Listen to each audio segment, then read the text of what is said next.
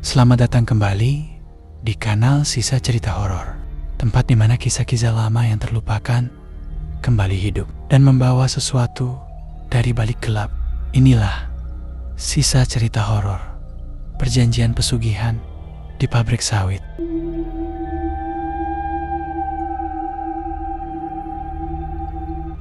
Namaku Randy. Aku pernah bekerja di sebuah pabrik sawit tua, jauh di pinggiran Kalimantan Tengah. Tempat yang tak pernah benar-benar disebut dalam peta karena terlalu jauh dari mana-mana. Tapi bukan jaraknya yang membuat tempat itu asing, melainkan sesuatu yang lain. Ada bau yang tidak pernah hilang dari sana. Bau amis, lembab, dan kadang ada bau kemenyan menyatu dengan bau darah mentah. Orang bilang itu cuma karena limbah sawit. Tapi tidak, aku tahu benar itu bukan bau limbah. Itu bau tumbal.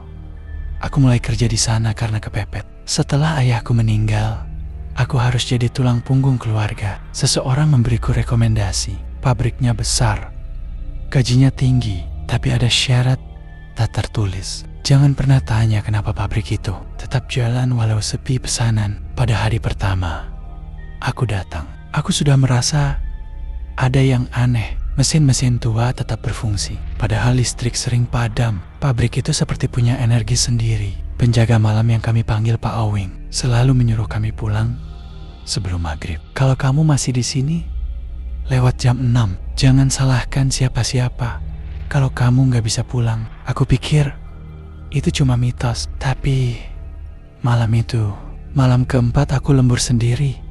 Aku tahu maksudnya. Sekitar jam 18:30 suara mesin mendadak hidup sendiri. Lampu pabrik mati, tapi suara giling dan derit rantai konveyor tetap terdengar jelas. Aku turun dari kantor atas dan mencoba mencari sumber suara. Di sela-sela gelap, aku melihat bayangan tinggi, kurus, matanya merah menyala dari ruang pengering. Aku tak bisa bergerak sampai sesuatu menyentuh pundakku. Kamu belum waktunya pergi. Suaranya serak, seperti dari paru-paru yang penuh asap. Aku pingsan.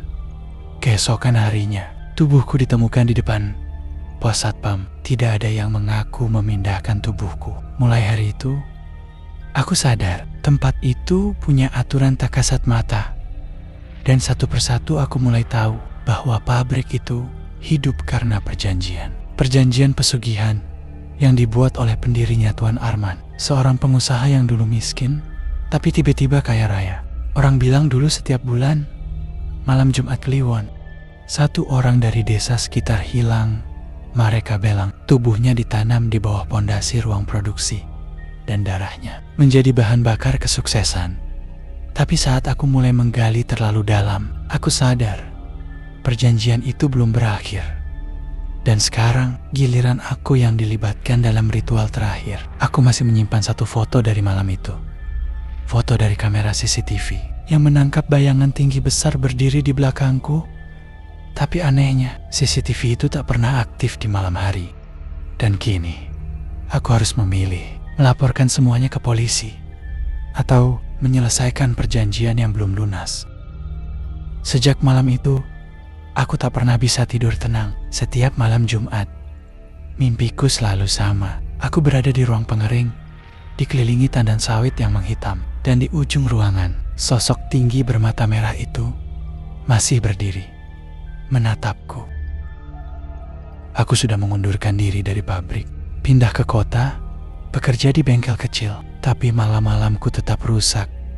Dan entah kenapa, bau amis pabrik itu tetap menempel di bajuku. Sampai suatu sore, aku didatangi oleh seseorang. Lelaki tua, mengenakan topi dan membawa tongkat. "Kamu Randy?" Aku mengangguk. "Namaku Pak Sumarna. Dulu, aku kepala produksi pabrik itu. Kau masih hidup karena belum waktunya. Tapi waktumu sudah dekat." Aku menahan napas. Ia duduk, membuka jaket lusuhnya, dan mengeluarkan sebuah buku tua. Isinya catatan ritual, nama-nama tumbal, dan ada fotoku di halaman terakhir. Dengan tinta merah di bawahnya, bertuliskan tumbal keempat, penutup perjanjian. Pak Sumarna menceritakan semuanya. Pabrik itu dibangun di atas tanah kuburan lama. Dulu, Tuan Arman membuat perjanjian dengan dukun hitam dari Kalimantan Barat. Setiap 5 tahun, harus ada 3 nyawa yang ditanam agar aliran dana dan hasil produksi terus mengalir. Tapi perjanjian itu punya akhir. Tumbal keempat harus diberikan oleh orang yang mengetahui rahasia penuh. Dan itu adalah aku. Karena aku membaca seluruh isi buku, aku melihat seluruh nama. Sekarang kamu punya 2 pilihan, kata Pak Sumarna. Kabur dan dilacak sampai mati. Atau ikut aku malam ini. Kita tutup perjanjiannya dengan benar. Malam itu, aku ikut Pak Sumarna kembali ke pabrik. Tempatnya sudah gelap dan hancur. Tapi mesin tua itu masih berdiri. Seperti menunggu sesuatu. Kami turun ke lantai bawah. Tangga rahasia di balik dinding ruang administrasi. Di bawah sana, tanahnya masih merah. Ada 3 lubang dan 1 gundukan tertutup kain putih. Pak Sumarna berlutut dan mulai membaca mantra. Aku berdiri gemetar. Tiba-tiba, kain putih itu bergerak. Dan dari bawahnya muncul tangan kurus. Lalu kepala. Lalu tubuh setengah membusuk yang menyeret rantai. Itu bukan hanya mayat. Itu tumbal-tumbal lama yang bangkit karena ritual belum lunas. Satu persatu mereka mengerang. Kau yang terakhir, kau penutupnya. Aku menjerit. Pak Sumarna memintaku duduk di tengah lingkaran. Bacakan ini sekarang.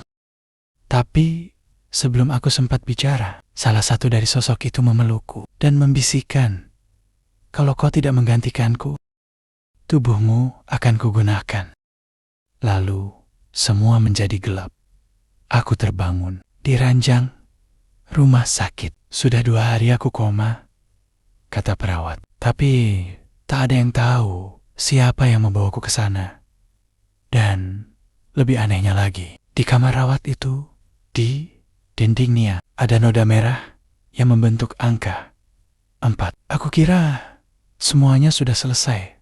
Tapi ternyata tubuh ini bukan sepenuhnya milikku lagi. Kadang, saat aku bercermin, bayangan itu masih berdiri di belakangku. Dan malam Jumat berikutnya, aku mulai bicara dalam bahasa yang bukan milikku. Perjanjian itu sudah ditutup, tapi harga yang dibayar lebih mahal dari sekadar darah. Kadang, bukan hanya tubuh yang dijadikan tumbal, tapi juga kendali atas jiwamu sendiri. Dan jika kamu bekerja di tempat asing, sunyi, jauh dari kota, coba perhatikan, apakah tempat itu menghasilkan uang atau tumbal. Sampai jumpa di sisa cerita horor berikutnya. Setelah keluar dari rumah sakit, aku tidak kembali ke pabrik. Aku pindah kota, mengganti nama, mencoba hidup baru, tapi mimpi itu tetap datang.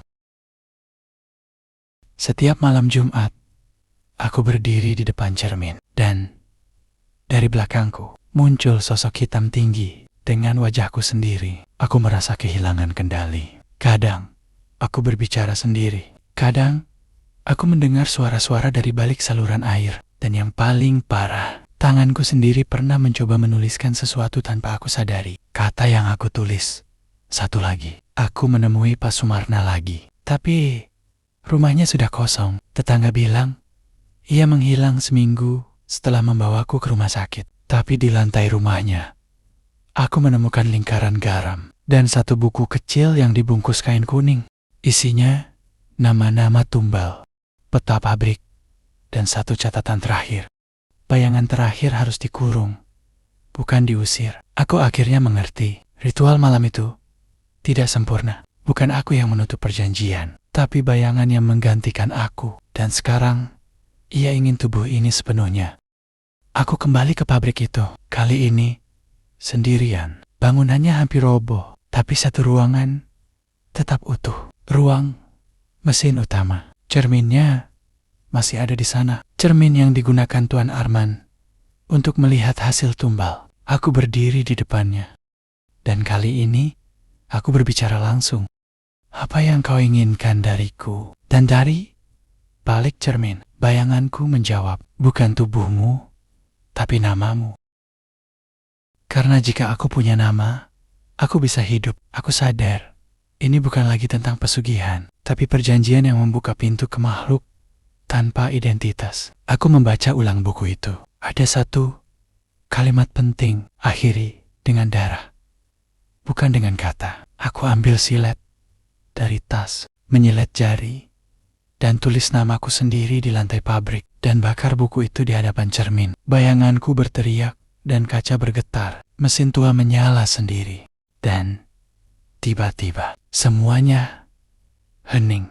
Bayanganku hilang. Cermin itu pun retak. Dan darah di lantai mengering, seperti tidak pernah ada apa-apa. Sudah 2 bulan sejak malam itu. Aku tidak mimpi lagi. Tidak mendengar suara. Tapi ada satu hal yang masih membuatku ragu. Cermin di rumahku selalu retak setiap kali aku menatap terlalu lama. Dan kadang di sisi kanan mataku, aku melihat bayangan tinggi berdiri diam di pojok ruangan. Mungkin aku sudah bebas, atau mungkin dia hanya menunggu aku lengah untuk mengambil tubuhku sepenuhnya. Perjanjian bisa diakhiri, tapi bekasnya tidak pernah benar-benar hilang. Karena apapun yang pernah kau berikan sebagai tumbal, pasti akan datang kembali untuk menagih. Sampai jumpa di malam berikutnya. Jika kau masih berani membuka kembali sisa cerita horor